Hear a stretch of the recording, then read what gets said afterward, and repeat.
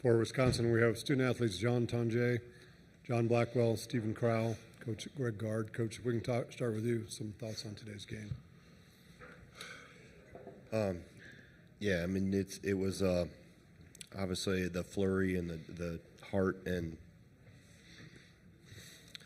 complete grit that we showed to make a comeback like that and have a chance in the last possession is a credit to the young men I've got in the locker room, and these three obviously to my right.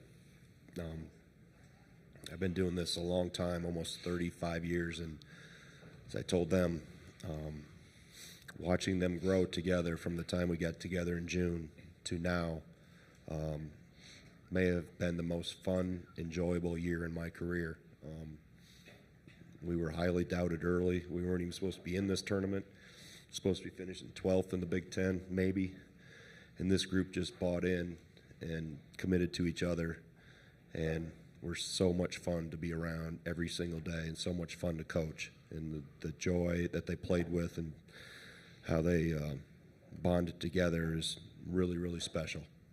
Today stings a lot because we worked a long time to get to this position and have a chance. But in the big picture, like I said, I couldn't be more proud of the group, of how they committed to each other and to our program and continue to get better throughout the year. In terms of the game, I thought, BYU did some good things. It took us a while to get our feet defensively. Didn't until a little bit in the first half, and then a little bit better in the second half, and just probably the offensive display that everyone expected, having two really, really good offensive teams. So fortunate we weren't able to, get traction a little bit earlier defensively, and then obviously don't have a ball go in there at the end. But like I said, I'm really proud of this group, and the ending stinks, but the ride was a hell of a lot of fun. Thank you, Coach. Questions for the student athletes?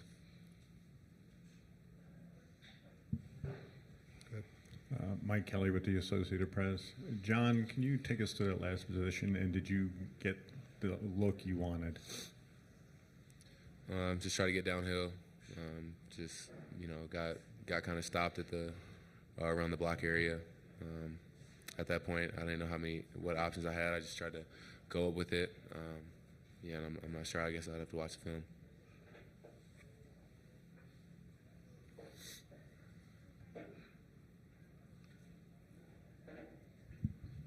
Chris Thomas at Denver Gazette. John, could you just take us through, I know it was a tough inning for you guys, but just take us through your guys' comeback. You trailed 89-78, and then you got back in it. What was the keys there? We just believed in each other. We just kept fighting back, kept encouraging each other, letting each other know what was at stake. And I'm proud of the guys just for fighting to get back in the game and giving everything we had. Other questions?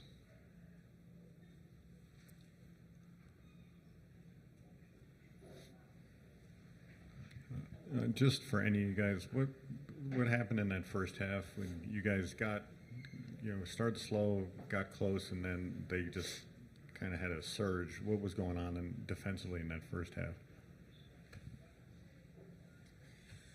I think the biggest thing was just the offensive rebounds. They had, I think, 12 points off offensive rebounds in the first half, and that was kind of the difference. And once you get in a hole that big, it's kind of hard to dig out. I mean, like Coach said, we did our best to try to put on a comeback, but when you're trying to come back from that much, it's tough for sure. Any other questions for our student athletes? Okay, we'll dismiss them at this time. Thank you, Ben.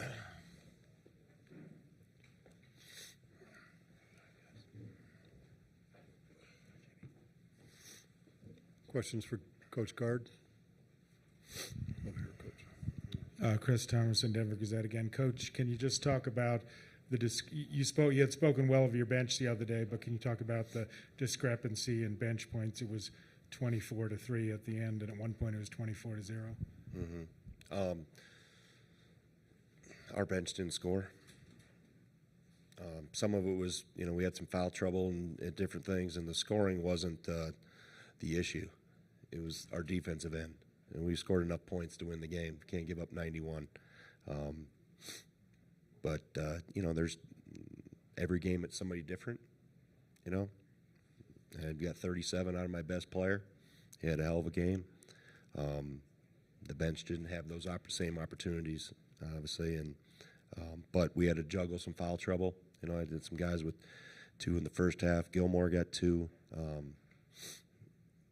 Klesment and who else? McGee was battling foul trouble there in this little bit in the second half that put us a little bit out of rhythm, but we got enough offensively from everybody. It was the defensive end, specifically in the first half. Even how we ended the first half, we shot the ball with 14 seconds to go and then come down and they get a 3. We just, like I said, we had a hard time getting our footing defensively in the first half. We did for a little bit, and then we lost it. And second half, we were somewhat better, but that's a hard team to guard. I think we're hard to guard too, and they were able to make a couple more shots than we were.